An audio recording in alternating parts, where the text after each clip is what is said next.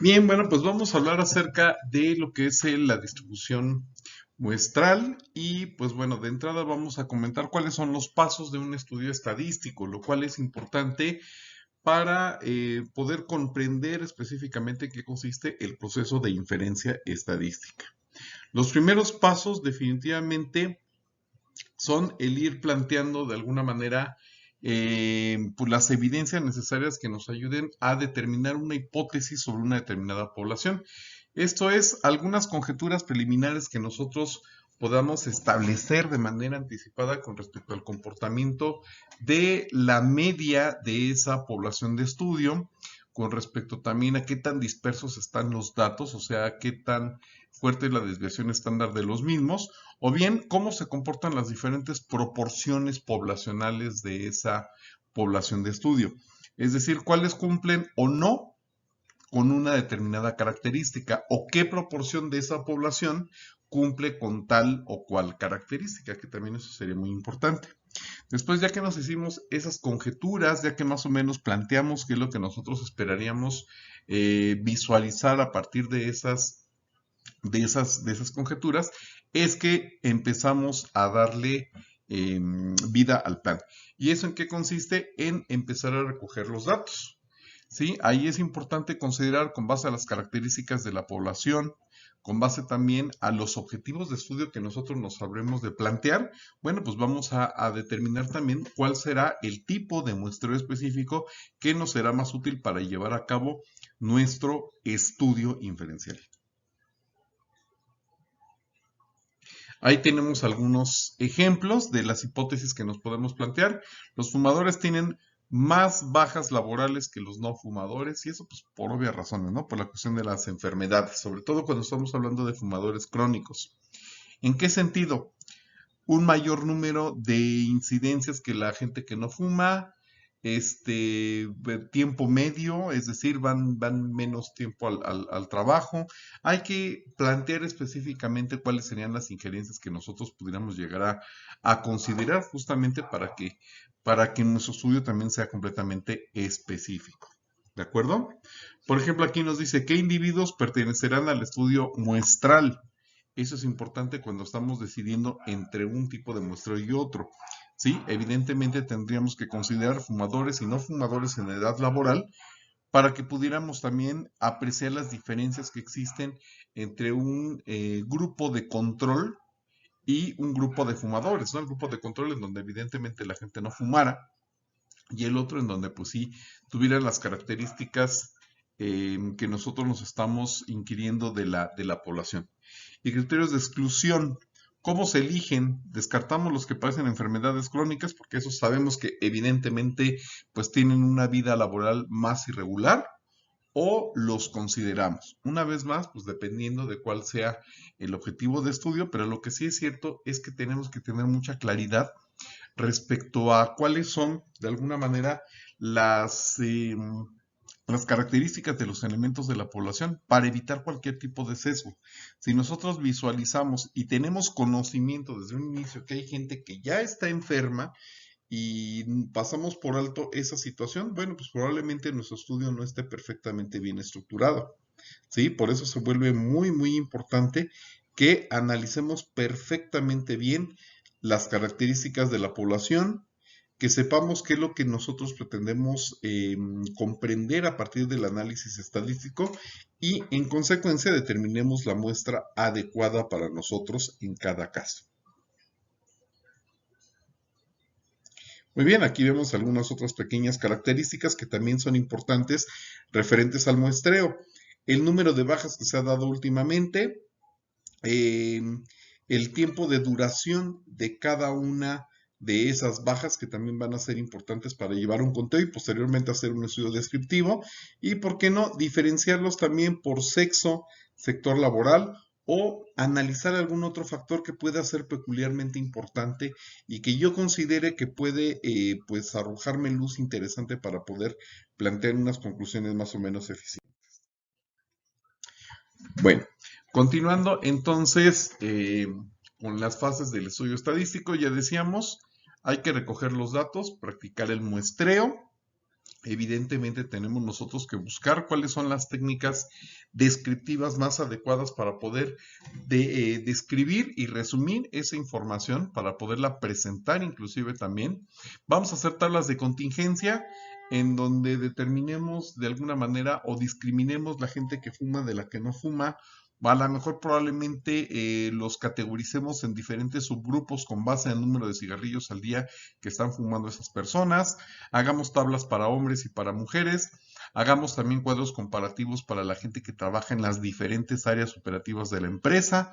Bueno, eso ya dependerá por mucho de la manera en que nosotros decidamos organizar toda esa información y por supuesto también el tipo de información que pretendamos extraer. Aquí, como ya hemos comentado ampliamente, es importante también considerar todas las diferentes representaciones gráficas que nos van a ayudar a describir adecuadamente el comportamiento de esos datos de estudio. Eso es algo muy, pero muy importante que tenemos que aprender también a considerar nosotros. ¿De acuerdo?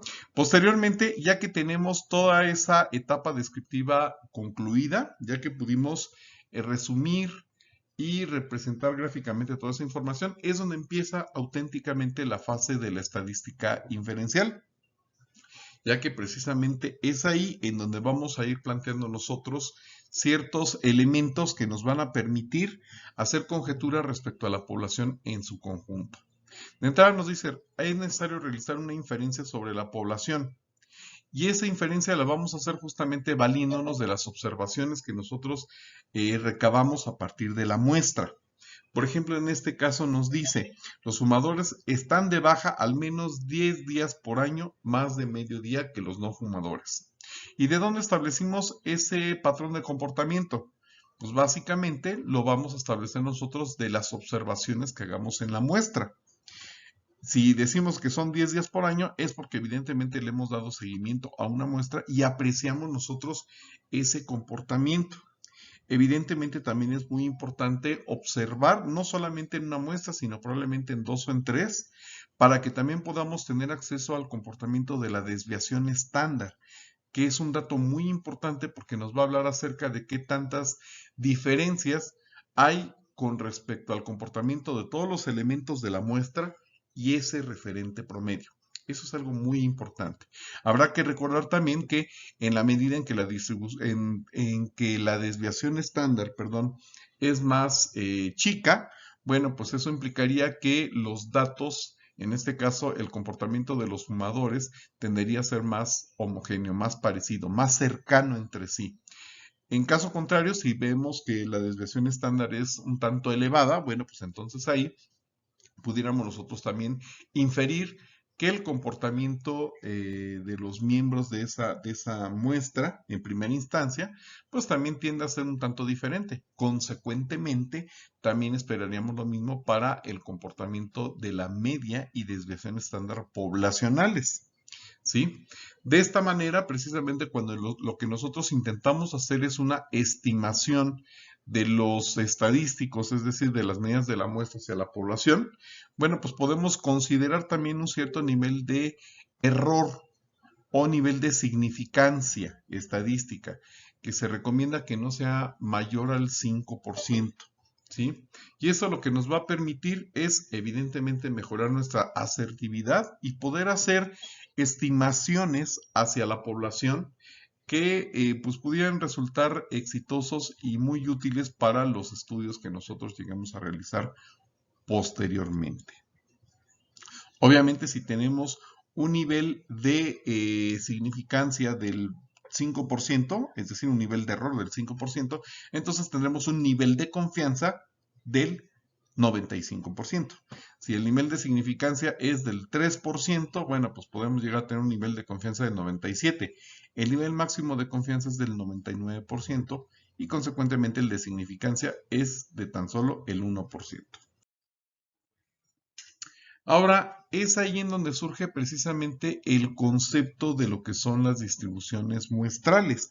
Como lo comentamos, para poder hacer una inferencia del comportamiento de los parámetros de la población, es necesario previamente que nosotros podamos hacer ni más ni menos que un estudio o diferentes estudios practicados a las muestras que nosotros extraigamos de dicha población y pues bueno, empezar a reunir información, ¿no? Por ejemplo, aquí en este caso tenemos una muestra, perdón, una población compuesta por 24 individuos, ¿sí? En donde la variable de interés X va a ser el tiempo para completar una consulta médica. Los valores que tenemos nosotros ahí de toda la población son los que estamos viendo, pensando que sea el tiempo en minutos. Y bueno, pues ahí podemos nosotros apreciar que la media poblacional es de 4 minutos. ¿De acuerdo? Bueno, pues entonces nosotros tenemos ahí ya un referente que fue muy fácil de extraer porque pues tenemos una población de tan solo 24 individuos y probablemente no sea necesario como tal hacer un estudio muestral, ¿no? Porque son muy pocos elementos. Entonces, en ese caso, pues pudiéramos nosotros inferir que de alguna manera el comportamiento de una muestra que extraigamos, pues pudiera tender a ser el de la media poblacional. Y aún así, ¿para qué hacer esa inferencia si tenemos directamente el dato de la población? Pero, pues para efectos didácticos creo que es muy importante el que podamos plantear los siguientes elementos. De entrada, que podamos extraer, como en este caso, una pequeña muestra de tamaño 7 para ilustrar lo anterior. Vean, aleatoriamente nosotros consideramos estas 7 personas, en donde al practicar la media nos dimos cuenta que esta resulta en 3.1. De ahí que existe un sesgo o error relativo igual a 0.225. ¿Cómo se obtuvo ese error? Bueno, pues de entrada, obviamente, dividiendo la diferencia que existe entre la media poblacional y la media muestral. 4 menos 3.1 lo dividimos entre 4, ¿sí? Y eso nos da entre 4.0 y eso nos da 0.225. En este caso, el punto decimal lo estamos representando a partir de una coma, pero es exactamente lo mismo. 4,0 o 4.0 menos 3.1 entre 4.0 es igual a 0.225. Eso es lo que nosotros apreciamos en esa primera muestra. Sin embargo, cabría hacerse la pregunta, bueno, ¿y qué pasa si extraemos otras muestras?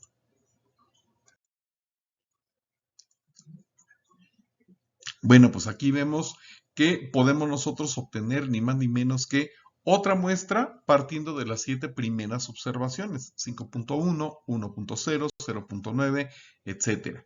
En ese caso, la media muestral es de 5.8, lo cual evidentemente nos hace pensar que también en este caso hubo una desviación o hay una diferencia, es decir, un sesgo con respecto a la media poblacional también.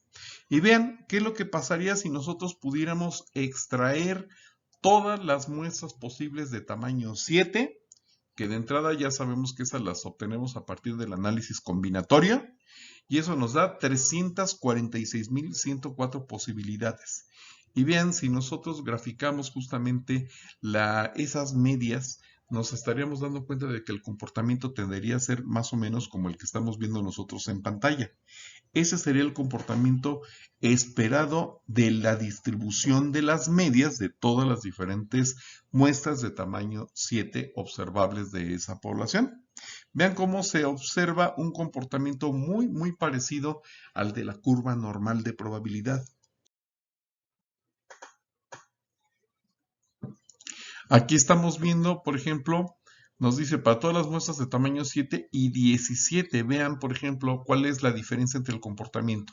En el lado izquierdo tenemos ni más ni menos que la distribución de las medias, es decir, si calculamos la media de todas las muestras posibles extraíbles de tamaño 7, nos daría ese comportamiento. Y por otra parte, alguien podría decir, bueno, ¿y qué pasa si extraemos muestras de tamaño 17?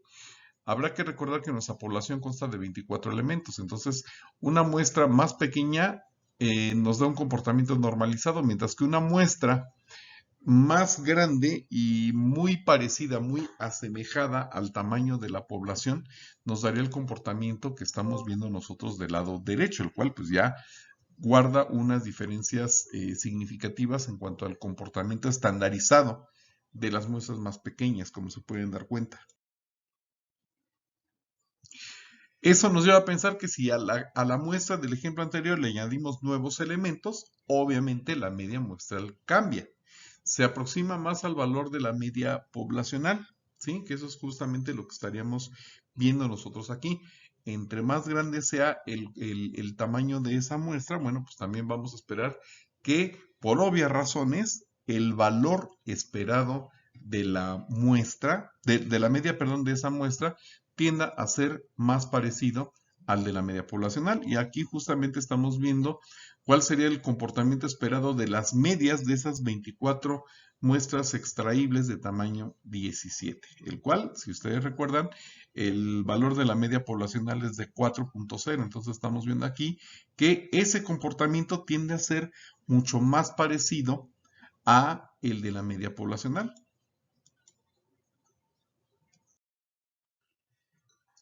Muy bien, entonces habrá que recordar que justamente partiendo nosotros de dichas estimaciones que estamos haciendo, es decir, de las observaciones que reunimos justamente de de esas muestras, de esas observaciones, es que vamos a calcular en primera instancia los estadísticos, que son las medidas descriptivas de una muestra o de un conjunto de muestras, que serían la media muestral y la desviación estándar también muestral. Ahora, esos elementos nos van a servir para poder hacer una estimación, que es precisamente el proceso mediante el cual nosotros predeterminamos el comportamiento de los parámetros poblacionales, es decir, de la media y desviación estándar también poblacionales. Ahora, esa estimación puede ser de dos formas. Podemos hacer una estimación puntual cuando consideramos que a partir de los números observados en una muestra, pensamos nosotros que la población se va a comportar de manera similar, o bien podemos hacer una estimación un poquito más asertiva, estableciendo los parámetros de una población no en un dato exacto y preciso, sino más bien dentro de un intervalo de valores. A ese proceso se le conoce como estimación por intervalo, lo cual será analizado posteriormente. Como comentamos, de entrada las estimaciones puntuales son específicas, son en un valor muy puntual, ¿sí? Como dice aquí, se asigna directamente al parámetro el valor obtenido para el estadístico. Lo que observemos en la muestra lo trasladamos tal cual dentro de la población, ¿sí?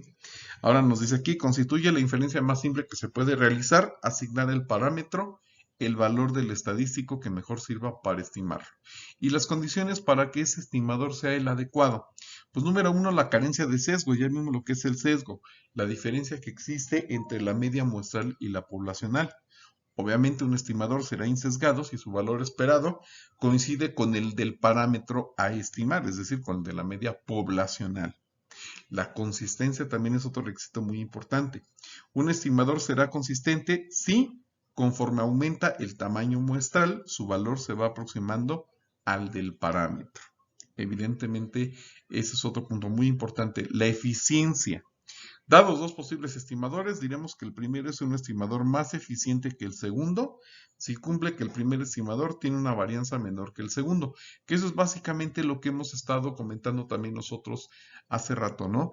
Que en la medida en que tanto varianza como desviación estándar tiendan a ser más pequeño, evidentemente también eso le dará mayor representatividad a la media muestral y consecuentemente también a la media poblacional, porque nos estaría diciendo que existe menos variabilidad en cuanto al importe de los diferentes datos correspondientes tanto a la muestra como a la población.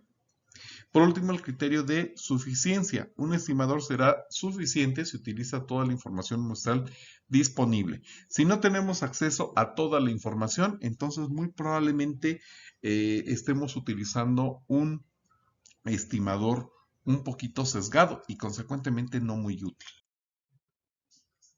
Luego tenemos aquí algunos elementos de la estimación por intervalos, que como lo hemos estado comentando, bueno, pues ahí lo que tendremos que hacer es un par de adecuaciones para considerar que los parámetros de la población se van a encontrar dentro de ciertos intervalos bien definidos y construidos a partir de los estimadores de la muestra. Ahorita no vamos a entrar en tantos detalles porque eso sería materia de un estudio posterior.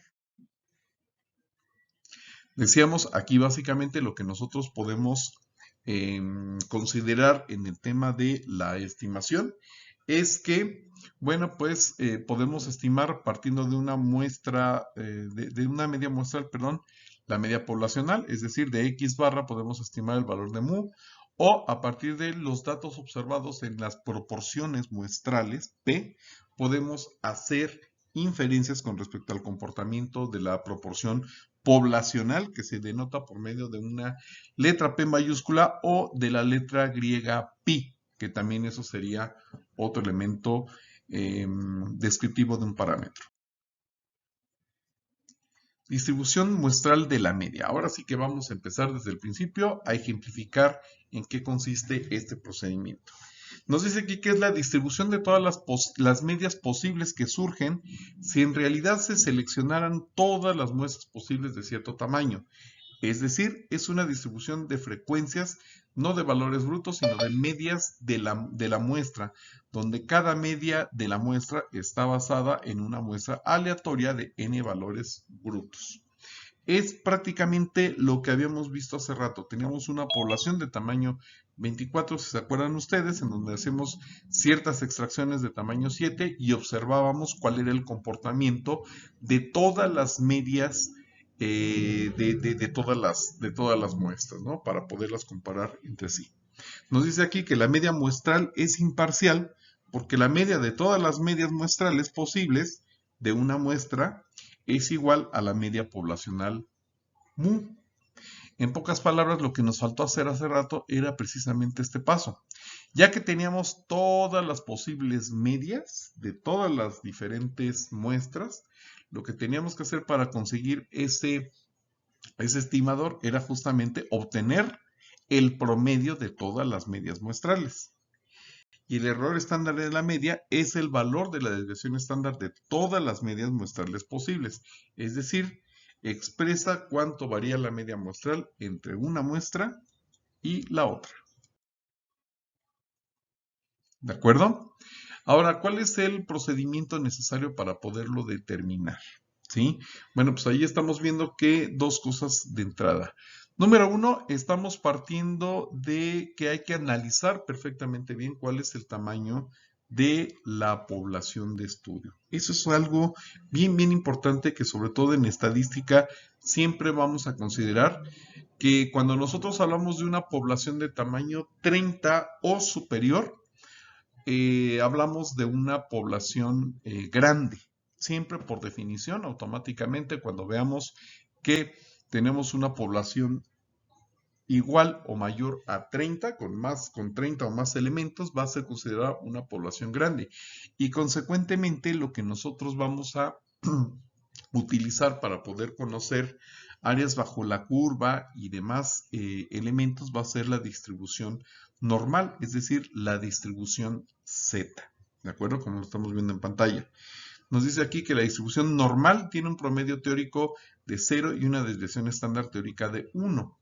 La prueba de hipótesis para la media poblacional se realizará haciendo uso de los puntajes Z de la curva normal.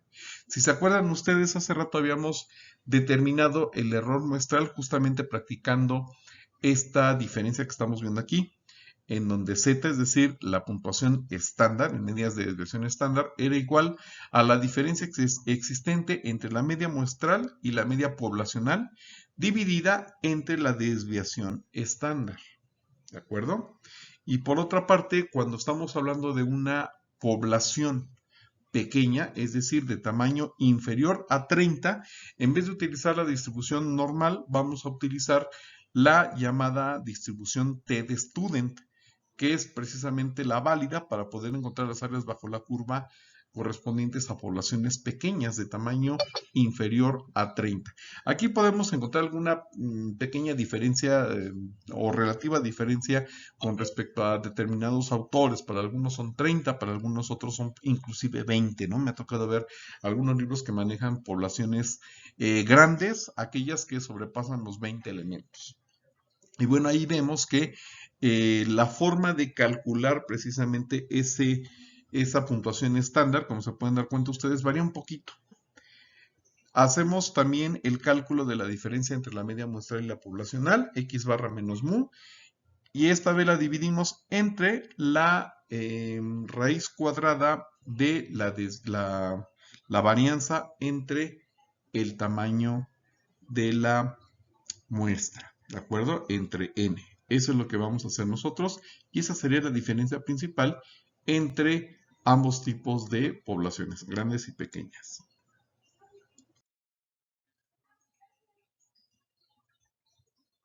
Ahora bien, vamos a ver un concepto que es particularmente importante, que se refiere al teorema del límite central, que es aplicado justamente al muestreo de poblaciones sin distribución normal.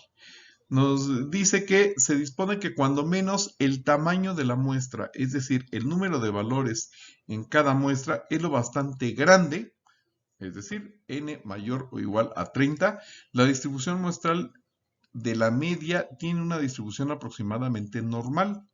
Esto es válido sin importar la forma de la distribución de los valores individuales de la población. La distribución de muestreo de la media se aproxima a la normalidad conforme n se incrementa.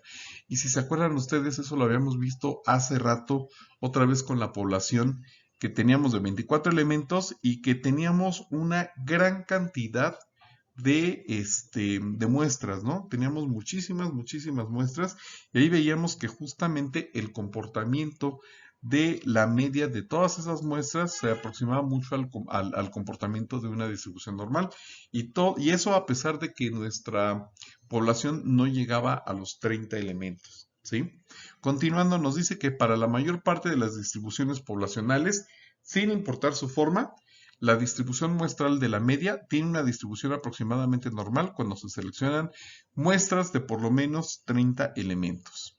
Si la distribución poblacional es bastante simétrica, la distribución muestral de la media es aproximadamente normal en muestras pequeñas como las de 5 elementos.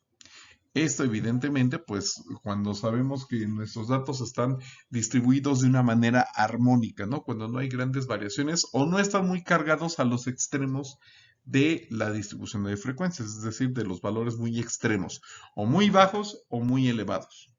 Luego nos dice, si la población tiene una distribución normal, la distribución muestral de la media también tiene una distribución normal, independientemente del tamaño de la muestra. ¿De acuerdo? Y luego finalmente la fórmula, que es la prueba de hipótesis para la media poblacional, se realizará haciendo uso de los puntajes Z de la curva normal, aplicando la fórmula que habíamos explicado hace ratito. La diferencia de las medias, muestral y poblacional, entre la desviación estándar poblacional. Para ello vamos a ver un ejemplo, si me lo permiten, yo creo que sería muy ilustrativo y muy importante para poder comprender este fenómeno. El ejemplo dice así, una empresa eléctrica fabrica focos que tienen una duración que se distribuye aproximadamente en forma normal, con media de 800 horas y desviación estándar de 40 horas. Encuentre la probabilidad de que una muestra aleatoria de 16 focos tenga una vida promedio de 775 horas. Bueno, pues de entrada vamos a representar nosotros gráficamente cómo estaría representado estos elementos que tenemos aquí, estos datos, ¿no? Planteamos una curva normal, porque pues como vimos de acuerdo al teorema del límite central, entonces aquí lo que se espera es precisamente un comportamiento muy parecido al de la distribución normal, dadas las características, en donde al centro, como bien sabemos, encontramos el valor de la media poblacional, que en este caso es igual a 800. Entonces, fíjense, lo primero que hay que hacer, y eso es algo bien importante, es que siempre debemos de aprender a plantear una representación gráfica de cada uno de los problemas que estemos analizando, porque esto nos va a permitir ubicar también cuál es la proporción que debemos de buscar dentro de una curva. Por ejemplo, aquí si sabemos que la media poblacional es de 800 y nos están preguntando cuál es la probabilidad de que una muestra aleatoria de 16 tenga una vida promedio de menos de 775, de entrada tenemos que ubicar que el 775 se encuentra del lado izquierdo de la media, simplemente por razones gráficas, ¿no? El comportamiento de la recta numérica. Del lado izquierdo tenemos los valores inferiores y del lado superior, del lado derecho, perdón, los valores tienden a ser superiores, a crecer. Entonces, si lo que me están pidiendo es la probabilidad de que tenga menos de 775 horas, bueno, pues del 775 para atrás es lo que me están pidiendo. Es esa región que nosotros estamos viendo ashurada o sombreada con rayas verticales de 775 para atrás, ¿sí? Que precisamente para determinarla lo que tenemos que hacer es en primera instancia restar la media muestral esperada, 775 menos 800, la media poblacional observada, entre 40, que sería ni más ni menos que la desviación estándar también poblacional, entre la raíz de n, es decir, la raíz del tamaño de la muestra, que en este caso son 16. 40 entre 4, que nos da 10. Al realizar toda la operación, 775 menos 800 entre 40 40 entre 4 nos da menos 2.5, que como bien sabemos, este valor está dado en unidades de desviación estándar. El signo negativo lo único que nos indica es que está del lado de la izquierda, esa región que pretendemos nosotros determinar, tal y como lo estamos viendo en la representación gráfica. Ese valor de 2.5 lo buscamos ya sea dentro de las tablas estadísticas de las áreas bajo la curva de la distribución Z, o bien utilizando Excel también pudiéramos llegar a obtener justamente esa área bajo la curva, la cual, como estamos viendo en pantalla, nos da 0.0062. Consecuentemente, la probabilidad de que nosotros obtengamos una media menor o igual a 775 es de 0.0062, o sea, del 0.62%, lo cual implicaría que existe una probabilidad muy, pero muy remota de que ese foco tuviera una duración tan baja, ¿de acuerdo? Y ese efecto se da, pues, ni más ni menos por el tamaño de la desviación estándar, que como estamos apreciando, pues no es precisamente muy grande. Ahí está la conclusión final. Ahora vamos a ver cómo obtener una distribución muestral para las proporciones, ¿sí? Como ya decíamos, una proporción es justamente analizar cuál de todos, bueno, de entrada definir una característica o una variable a observar dentro de una determinada muestra o de una población, ¿de acuerdo? Puede ser que cumplan o no cumplan con una característica, ¿no? Por ejemplo, si se están analizando ciertas personas, ¿cuáles de ellos son mujeres? Que sería el número de casos favorables entre el total de personas, que sería el total de casos posibles. O al revés, a lo mejor yo lo que quiero considerar es cuántos hombres hay del total de esas personas. Entonces, lo primero es definir perfectamente bien cuál sería la proporción que yo estoy analizando dentro de una muestra o de una población. O el número de personas que cuentan con, no sé, un estatus migratorio X, ¿no? De ciudadanía, o de turistas, o de, no sé, o simplemente de residentes. Y ver cuántas personas del total de la población o de la muestra cumplen ni más ni menos que con esas características. Por eso es que aquí hacemos alusión ni más ni menos que a esa distribución binomial, ¿no? Porque si se acuerdan ustedes, una distribución binomial es aquella que tiende a tener prácticamente dos posibles resultados, éxito o fracaso.